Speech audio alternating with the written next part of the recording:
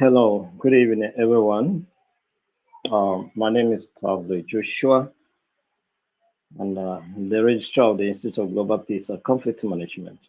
And today we are in day 4 of the 1 month professional diploma training in peace and conflict management. This is a free professional diploma training offered by the Institute of Global Peace and Conflict Management to our followers on Facebook and on YouTube. Today, I'd like to welcome all of you for another segment of the training and also to appreciate those of you that have been so committed and dedicated to taking time to join us to be part of what is happening here. We appreciate you, your dedication, and your commitment to this training. Um,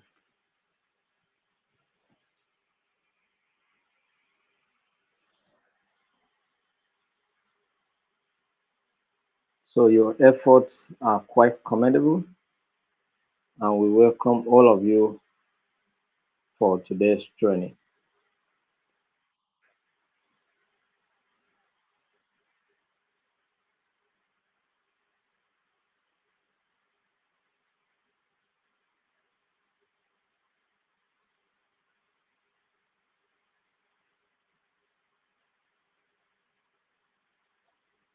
So, thank you very much for taking time to join us. We are grateful that you are here and that you're going to be part of what is happening here so that together we'll be able to promote peace and achieve peace in our communities.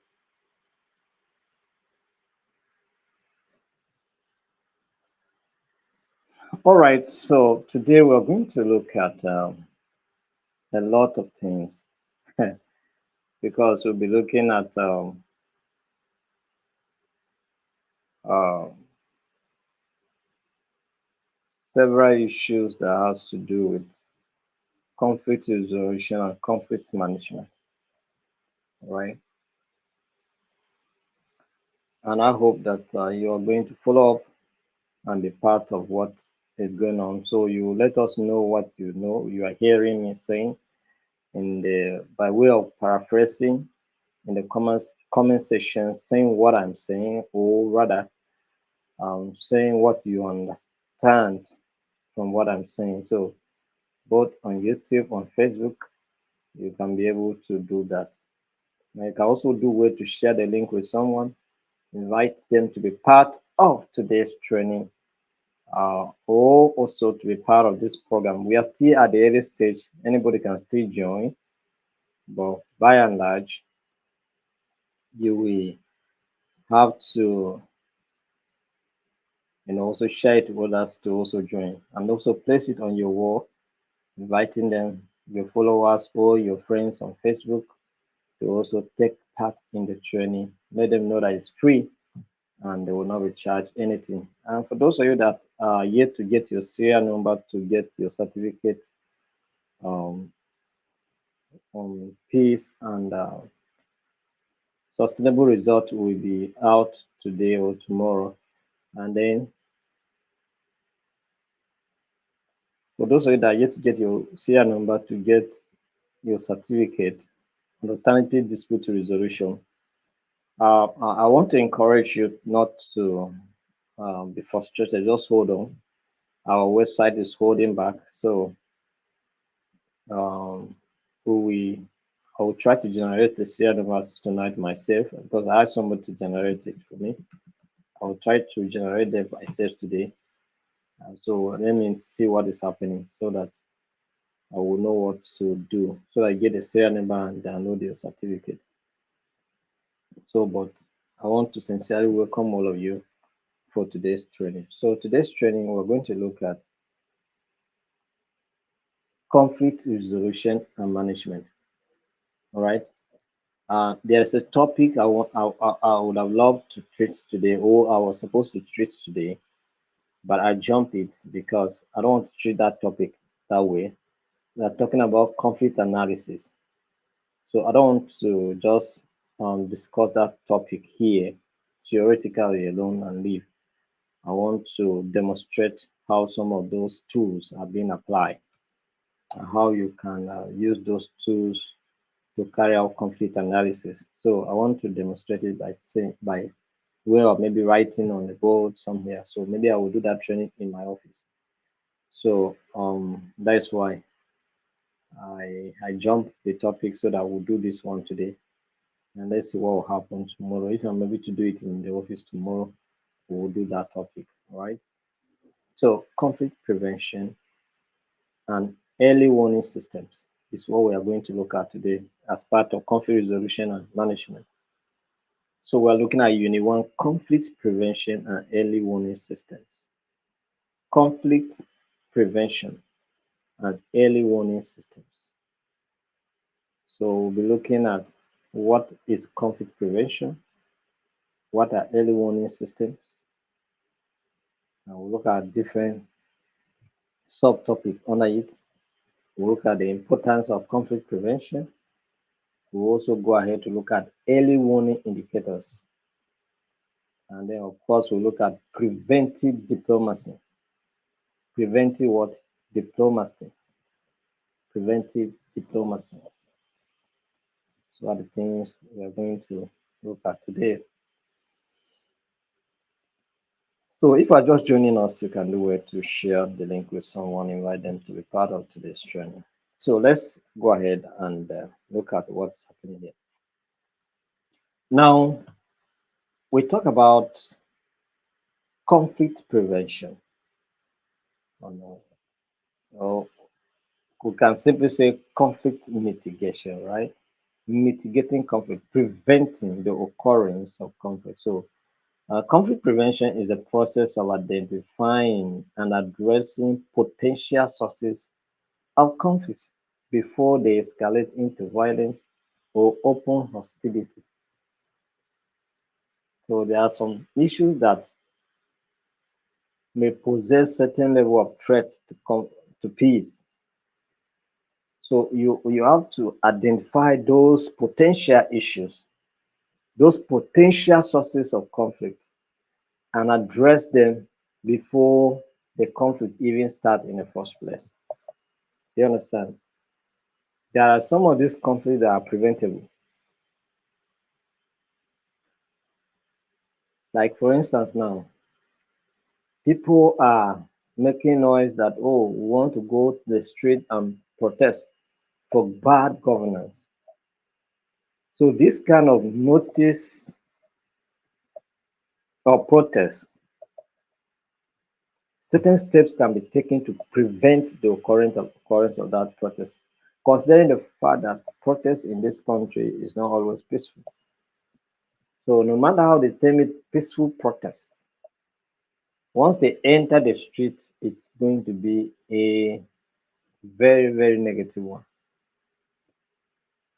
So now what the conflict prevention says that you identify and address those potential sources of conflict, which of course is a source of conflict. So, but it can be addressed. Do you understand? It can be addressed only if proactive steps have been put in place to address them. So the goal is to manage tensions and prevent the outbreak of violence by resolving underlying issues, promoting dialogue, and implementing strategic interventions that address the levels or the root causes of conflict.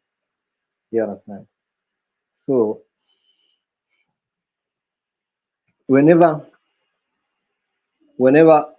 conflict prevention is being carried out, the goal is to, try to address the root causes of conflict, identify them, address them, deal with them. Do you understand? Before they become an issue for you to be battering with it. So let's look at some types of conflict prevention. All right. What are the types of conflict prevention? We have operational prevention. Operational what? Prevention. So this involves immediate measures to de-escalate tensions when conflict appears imminent. You understand? So people are saying, "Oh, okay, we are going to the street to protest against that government." So what do you need to do? Come out and give a national broadcast as a leader. You assure the people that you will do one or two things to reduce their suffering. Maybe you also reduce the pump price of fuel, maybe from 1,000 plus to maybe 800 to 500, giving them assurance that you are working on something to make sure that their welfare and the welfare of everyone in the country is attended to. So by the time you are able to address one issue out of the many that they have raised, then definitely you'll be able to uh, dust off the tension. Do you understand? You dust off the tension. So that's what operational prevention is all about. You know, it helps to dust off the tension, de-escalate the tension. So this can include diplomatic intervention, mediations, confidence building measures, and early warning system to quickly address emerging threats. You understand? So it's very, very important. So operational prevention. We talk about structural prevention. Focuses on addressing long-term issues that contribute to the likelihood of conflict. This includes economic development, social justice initiatives, institutional building, education, and political reforms. So all of this may be some of the problems that we have embedded in our systems. Do you understand? So efforts can be made to address them. Do you understand? So when it comes to development, we put in good effort to bring infrastructures into use, provide social amenities to the people, and then also consider their welfare as much as possible. So when this is done, and of course institution being strengthened. So of course when this happens, you experience peace. Do you understand? So let's look at key elements of conflict prevention. What are the key elements of conflict prevention? We have early warning systems. Early warning system, that is mechanism to monitor and detect signs of potential conflict. Because sometimes we see those signs are so glaring, but we just look at and ignore. It doesn't matter, let it happen. So it matters. Take steps to prevent the occurrence. Take a proactive steps to respond to the threats. Do you understand? These systems rely on data collection, risk assessment, and communication networks to quickly alert relevant stakeholders to emerging issues or risk. So it matters. Then we talk about preventive diplomacy. Preventive what? Diplomacy. Diplomatic effort to resolve disputes peacefully before they escalate. Do you understand? Maybe issue of maybe political issues or maybe post-election violence and things like that. So you can respond quickly, carry out diplomatic envoys. When there was coup d'etat in Niger, what happened? Nigeria was making effort, but they made it so wrongly. They were making threats. You understand? You don't use threat. Use diplomatic means to address the issue. You understand? So it took the help of the northern leaders who went there to make sure that tension does not escalate because at the end of the day, it was going to be the north. If the theater of war was going to be in the north, they are going to be the ones to suffer. And you suffer Boko Haram, then you start another one. You understand? So they have to go to Niger, have meeting with the leaders of the military, and what happened? The tension that was hovering around dust off, and then normalcy return, military rule continue, all the shouting, all the ECOWAS and shouting fade. Do you understand? So diplomatic mission was not productive at that time. So socio-economic development, addressing root causes of conflict like poverty, inequality, and lack of access to resources or political representation to reduce grievances that might lead to violence. Do you understand? So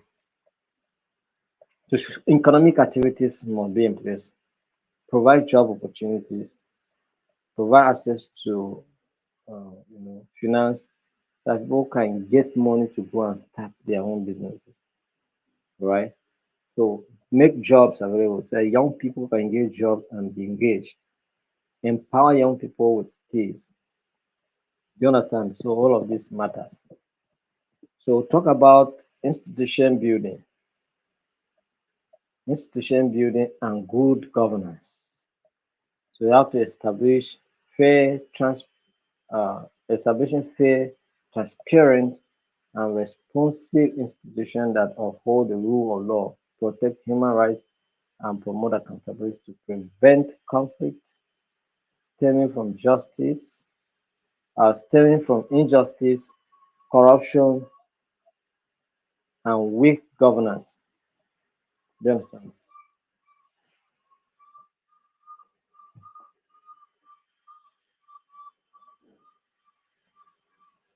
So you have to carry out institution building, good governance. People must see what is going on. They must know what is happening. They must, uh, that there is respect for the rule of law. Do you understand? So all of these things apply. Talk about peace education and awareness. Peace education and awareness.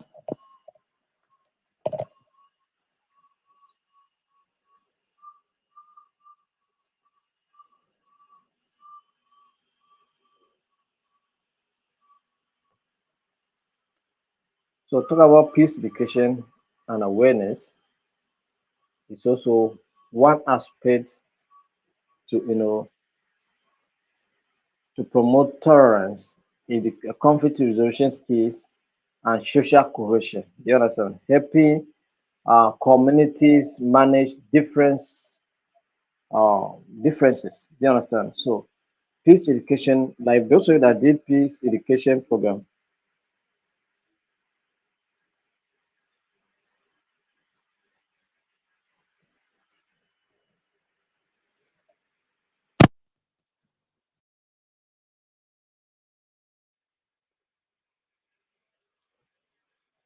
you understand what peace education is all about and what's expected.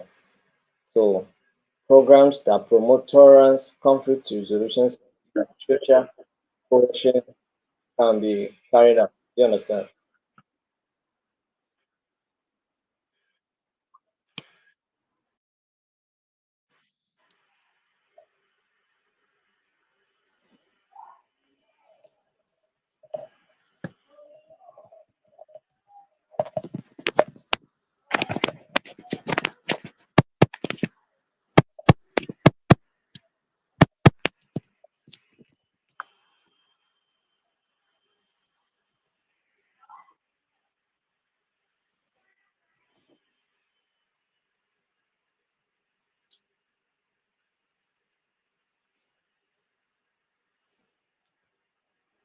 So let's look at some examples of conflict prevention efforts, right? International sanctions and diplomacy, right? When we see that there are potentials of conflict, what do? You carry it international sanctions.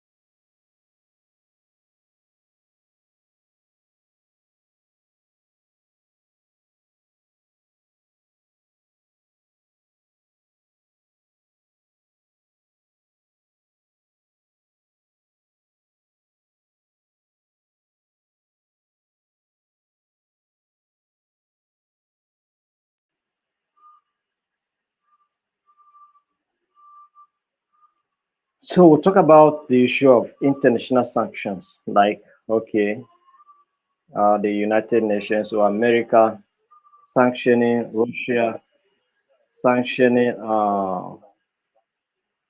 sanctioning I- Iran, and sanctioning all other countries that face to be constituting problems. So those sanctions are in some ways help to prevent conflict. Do you understand? So mediation by regional organizations.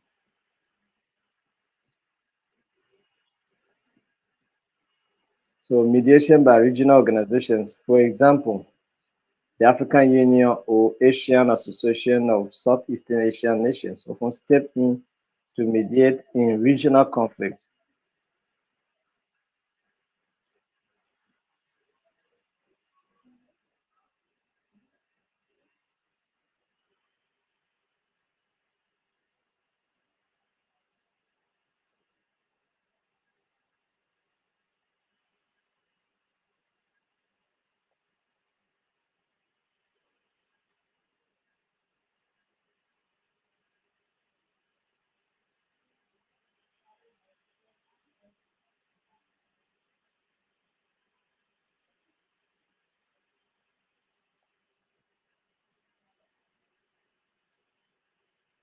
So can you hear me?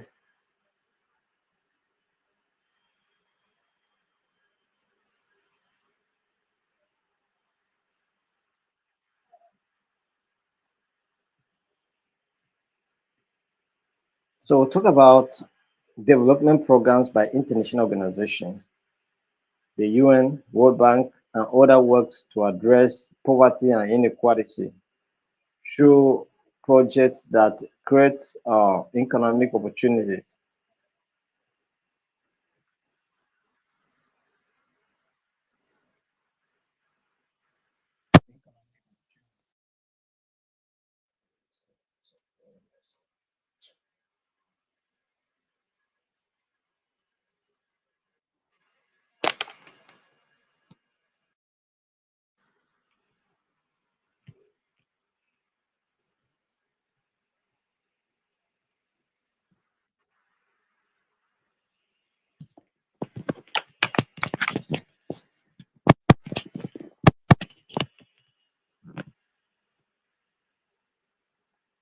Hello, can you hear me?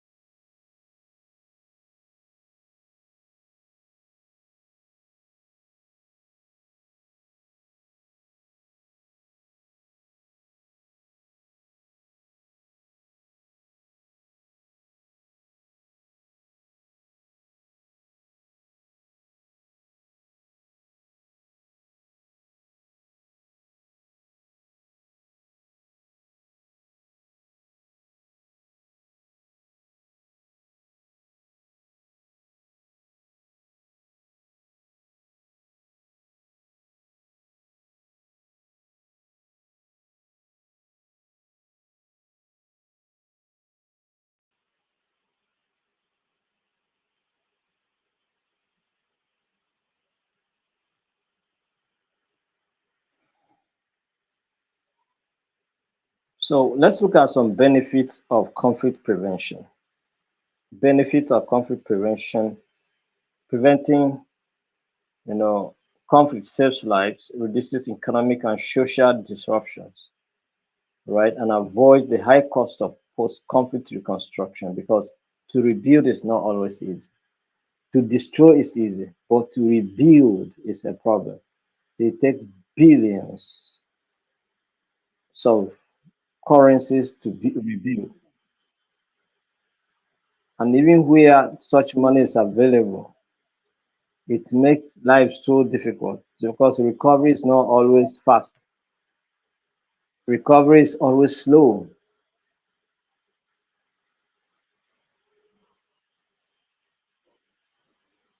Let's look at early warning systems. Early warning system. An early warning system is a framework designed to detect potential threats, risks, or crises at an early stage and provide timely alerts to relevant stakeholders, enabling them to take preventive or mitigative actions.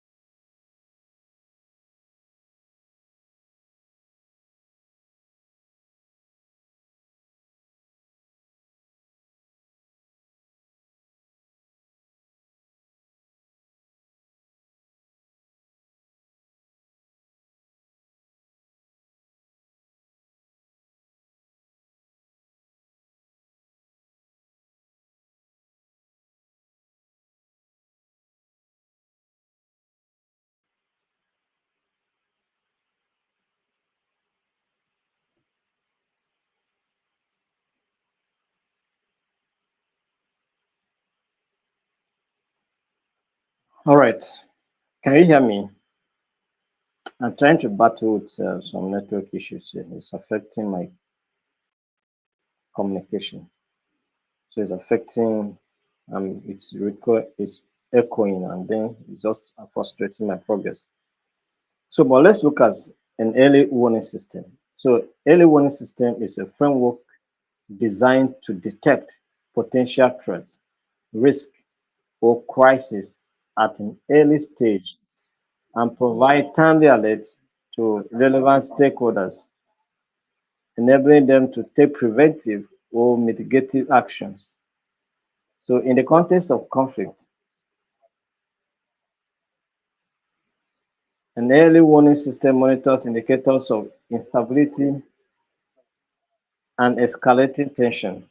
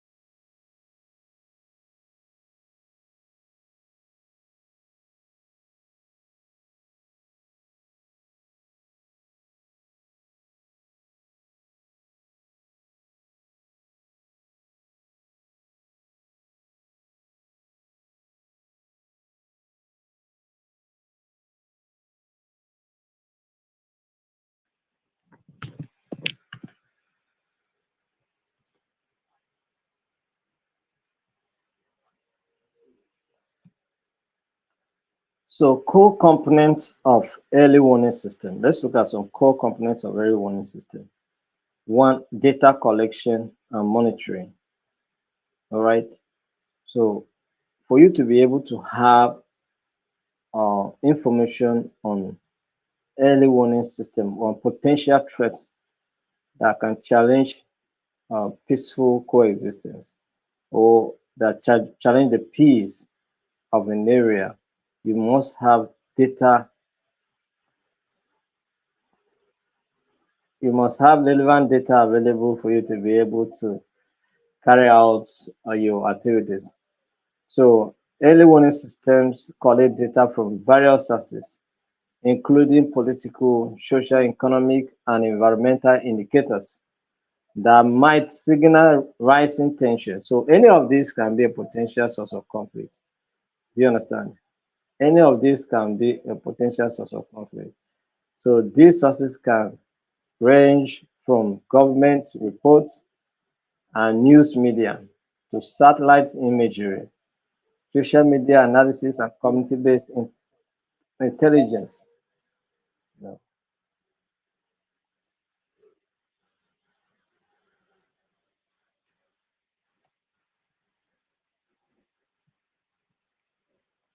risk analysis is risk assessment and analysis.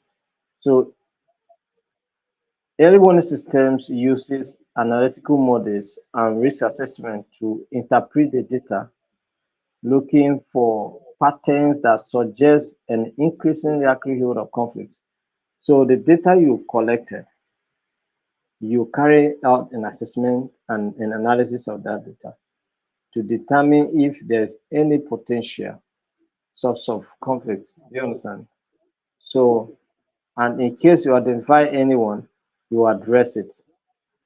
You don't just identify and leave it. You identify it and address them. Do you understand? So communication and alert mechanism. So when a risk threshold is crossed, the early warning system issues an alert to decision makers, organization, and sometimes the public. That's why you see the impact of tsunami, you see the impact of hurricanes, but sometimes they come destroy on the property, lives are preserved because of early warning system. People are being evacuated. You understand? Okay. So early warning system is very important. But when you carry out early warning system analysis and assessment, it helps you. And then you communicate based on that. So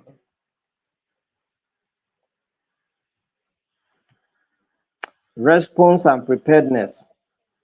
An effective early warning system connects early warning to early action by triggering responses from relevant organizations, such as initiating peace talks, dispatching mediators, or mobilizing humanitarian assistance. So you respond to early warning system. People can, the educators, trainers, all of that can go to make sure that the issue is not escalated. So types of early warning system. We have conflict early warning system, focused specifically on identifying and mitigating potential conflict. That's the job of that's what early conflict early warning system is all about. So disaster early warning system. This one address disaster issues. That's environmental and natural disasters issues. You understand? We have health early warning system. Monitor diseases outbreak and the movement of people from cities where the issue has not been reported. During COVID-19, people were moving. Just at some point, they had to stop it because of the danger that was involved.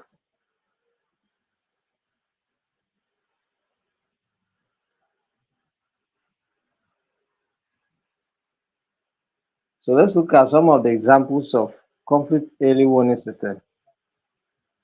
We have the United Nations Global Early Warning System, all right? United Nations Global Early Warning System. The UN framework that monitors risk of conflict globally, collaborating with countries and regional bodies to share information and coordinate responses, all right? So such efforts are being regarded as early warning system. Challenges in early warning system: data accuracy and quality, timely response, funds and resource constraints. All of these are challenges to conflict.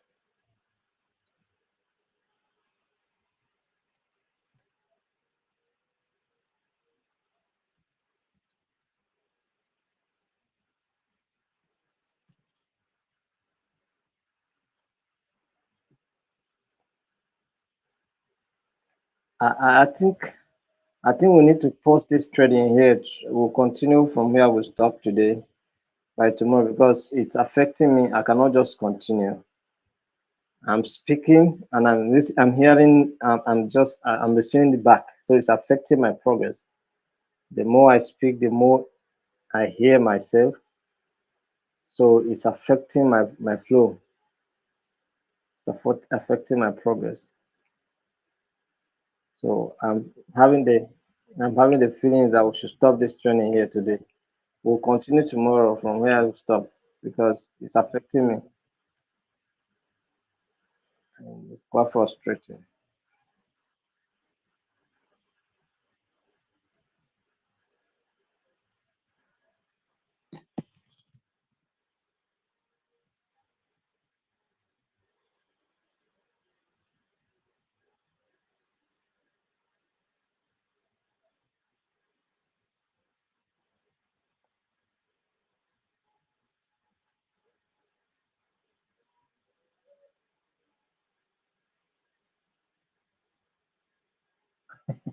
Yes, I'm having I'm having challenge with. I don't know that it's network issue or my earphone that is not good.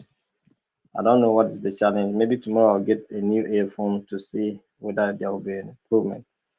Or I will use my other mics that I have. I have some mics, but because um, my phone cannot carry Type B or Type C rather, so that is the challenge. So and only when I'm in the office that we can use the iPhone, and then that one.